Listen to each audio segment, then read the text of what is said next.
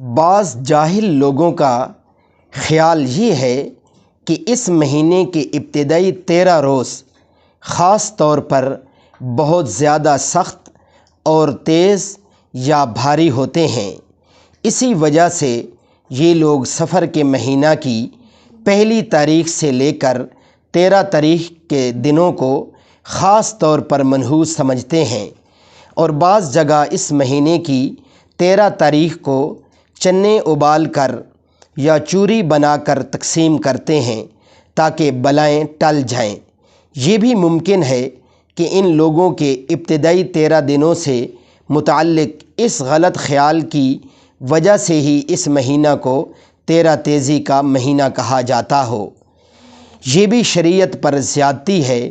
حضور پاک صلی اللہ علیہ وآلہ وسلم نے ایسی تمام چیزوں کی نفی فرما دی ہے۔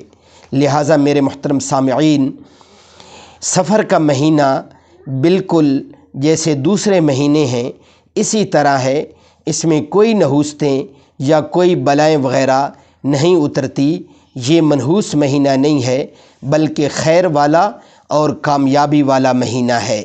اللہ رب العزت ہمیں قرآن و سنت کے مطابق زندگی بسر کرنے کی توفیق عطا فرمائے۔